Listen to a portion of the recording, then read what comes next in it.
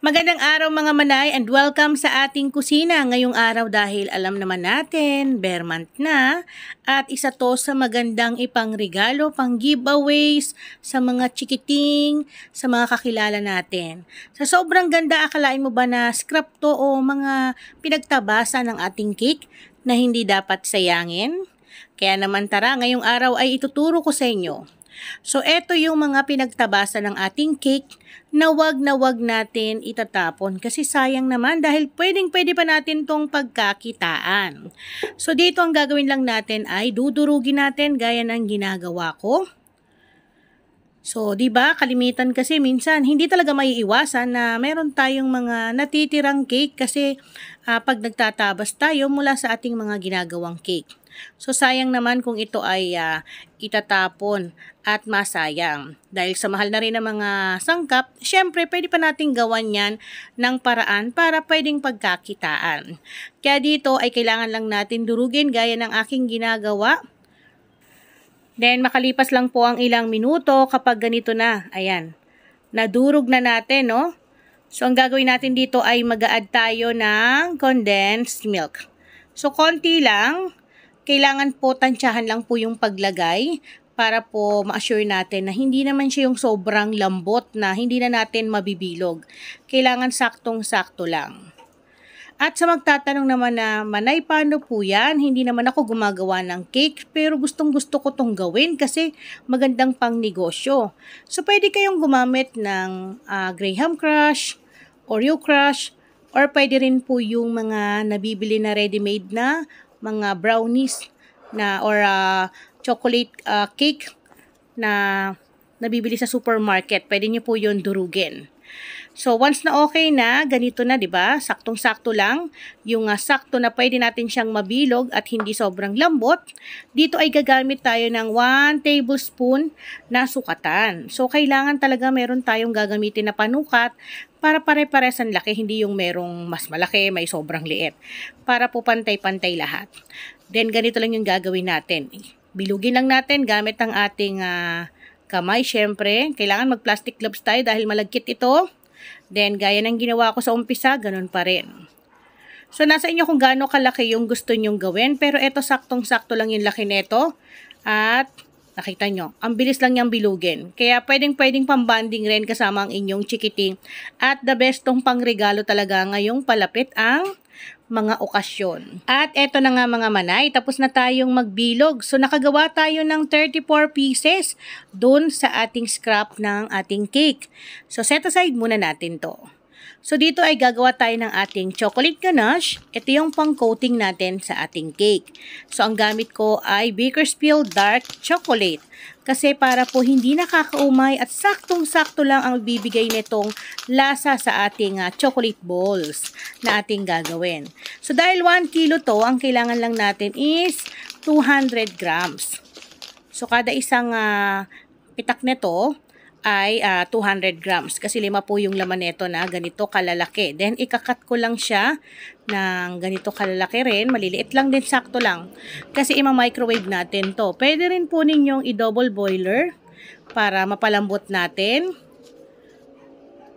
So, ang gagawin ko dito, ilalagay ko na lang sa microwave para mabilis. Then, kapag kinulang, magdadagdag na lang ako mamaya. So, lagyan na natin to. Again, kung wala kayong microwave oven ha, pwede po yung double boiler. Magpakulo kayo din, patong nyo lang po sa isang stainless din na nakauwang hanggang sa matunaw. So, ito ay 30 second ko lang pinalambot sa ating microwave at ito na. Meron na tayong chocolate ganache na pang-coating sa ating chocolate ball.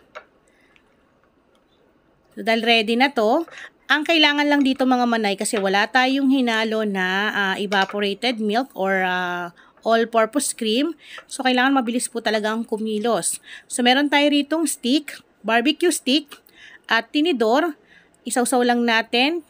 Then, mabilis nating ilagay sa isang parchment paper para po matutuklap natin or matatanggal natin ng maayos. Hindi siya didikit. The best itong pangregalo mga manay, lalo na kung creative talaga tayo, lalagyan natin ng iba't ibang design. Nako, I'm sure po na magugustuhan po ng mga bata, lalo na pag palapit na ang Pasko, no? Minsan nag-iisip tayo kung ano yung pwede nating ipang giveaways sa mga batang nangangaroling sa atin, or meron tayong gustong regaluhan. At pwede rin po ito sa mga catering, ha? Kasi napakaganda ng kanyang design na talaga namang nakakaakit at siguradong mapapakain ka talaga. So, mabilis lang po siyang mag-set or tumigas yung ating chocolate ganache. Nakita ninyo, no? So, once na okay na, nagtunaw pa ako ng konting dark chocolate. Magdi-drizzle tayo. So, kailangan mabilisan din po. At habang yan pa ay hindi pa natutuyo, kailangan mabilis din tayo maglagay mamaya dyan ng ating pang sprinkle. Pwede rin kayong gumamit ng white chocolate para may blend or kakaibang design para mas buhay na buhay. So dito pwede nyo pong paganahin ang inyong mga imahinasyon para makapagbigay tayo ng kakaibang ganda design sa ating chocolate balls na gagawin. Then, once na okay na, habang yan po ay basa pa or hindi pa natutuyo, eto meron tayong mga sprinkles na pwede natin ilagay. So, nasa inyo kung anong gusto nyong ilagay na mga sprinkle. So, kayo na yung masusunod dyan dahil gusto ko ay may pagka heart shape tayo ngayon for the go. So, yan yung ilalagay natin. Mabilis lang kasi rin po yan, tumigas yung chocolate, kaya kailangan mabilis din tayong kumilos para dumikit itong ating mga sprinkle na nilalagay. At dito rin sa kabila ay naglagay ako. Ayan, kita ninyo, hindi na dumidikit yung iba. Pero pwede nyo pa yan idikit ng todo para kumapit siya dun sa chocolate. Eto na, okay na. So, dagdag idea, pwede kayong gumamit ng 750 ml tub. Then, kasya po ang 6 na piraso dito. At pwede ka nang kumita, o di ba? Iisipin mo ba yung binibenta mo ay mula sa mga scrap ng cake na iyong ginawa? Kesa masayang, gawin nating masarap na pang-dessert at dagdag na pagkakakitaan. Napakadali lang sundan at napakasarap na talaga namang hindi mo pagsasawaan. Kaya naman, syempre, titikman natin yan. Ayan mga manay, saktong-sakto lang yung laki, no? Ang ganda pa. Nakaka-inlove yung design niya. Talagang mapapaulit ka. So tara po, tikman na natin. Grabe, saktong-sakto lang po yung tamis. Hindi siya nakakaumay kasi dark chocolate yung ating gamit mula sa Bakersfield. Kaya naman, ano pang hinihintay mo? I-try mo na to at pwede mo nang pang negosyo. At para sa katanungan ng ating mga viewers kung magkano yung aking nagastos dito sa ating chocolate balls, so, dito po ay gumastos po ako ng 300 pesos. So, kasama na yung ating dark chocolate, sprinkle, cupcake liner, yung ating tub, condense.